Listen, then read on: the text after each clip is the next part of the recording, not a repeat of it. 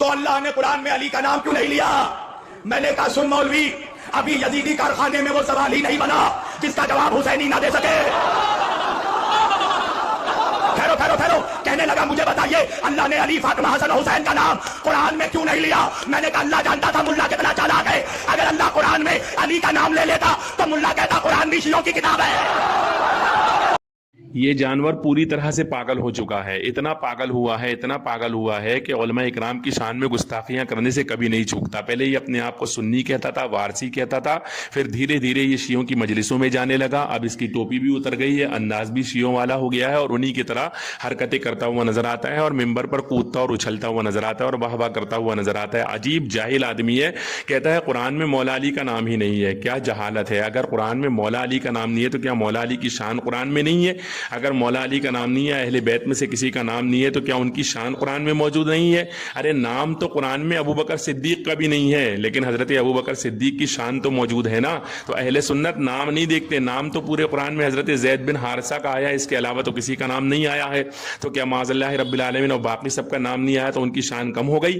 ہرگز کم نہیں ہوئی، تو شان تو موجود ہے۔ لیکن کہتا ہے قرآن میں اگر علی کا نام ہوتا تو ملا کہتا کہ قرآن شیعوں کا قرآن ہے، مطلب اس نے مان لیا کہ یہ قرآن شیعوں کا قرآن نہیں ہے۔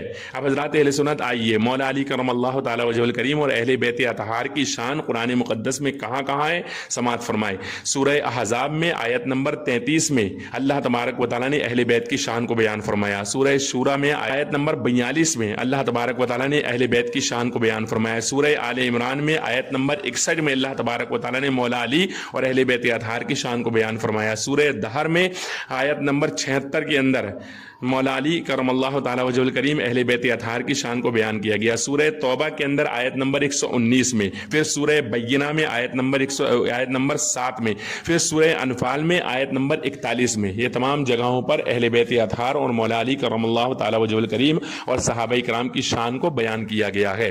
اس کے علاوہ بھی قرآن مقدس میں بے شمار ایسی جگہیں موجود ہیں جہاں پر ان حضرات کی شان کو بیان کیا گیا ہے، لیکن اس نے صاف کہہ دیا کہ مولا علی کا نام ہوتا تو ملا کہتا کہ یہ شیعوں کا قرآن ہے، یعنی شیعہ مانتے ہیں کہ مولا علی کا نام اس قرآن میں نہیں ہے، اس لیے شیعوں کا قرآن نہیں ہے، اور اس نے شیعوں کی مجلس میں بیٹھ کر یہ صاف کہہ دیا۔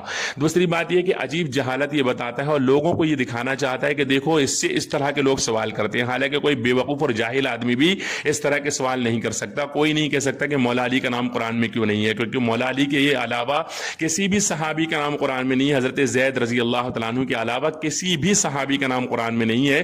تو کوئی بے وقوف سا بے وقوف جاہل سا جاہل بھی اس طرح کے سوال نہیں کرے گا۔ یہ گھر میں بیٹھتا ہے، اکیلے میں بیٹھ کر پہلے سوال بناتا ہے، پھر اس سوال کو لے کر کے ان جاہلوں کے اندر پہنچتا ہے، وہاں بیٹھ کر کے انہی سوالوں کو خود بخود بتاتا ہے کہ ایسا میرے سے پوچھا گیا اور اس کے بعد میں نے ایسا جواب دیا، اور وہ نیچے بیٹھنے والے سارے جاہل واہ واہ واہ واہ کرتے ہوئے نظر آتے ہیں، کیونکہ الحمدللہ علم سے لگاؤ اور تحقیق سے لگاؤ اگر کسی کو ہے تو وہ اہل سنت کو ہے۔ باقی جتنے بھی باطل مذہب والے ہیں، چاہے دیوبندی ہو، وہابی ہو، رافضی ہو، بہرا ہو، شیعہ ہو، ان کو تو علم سے کوئی لگاؤ ہو ہی نہیں سکتا، ان کو تو جو ہے تو تحقیق سے کوئی لگاوا ہو ہی نہیں سکتا۔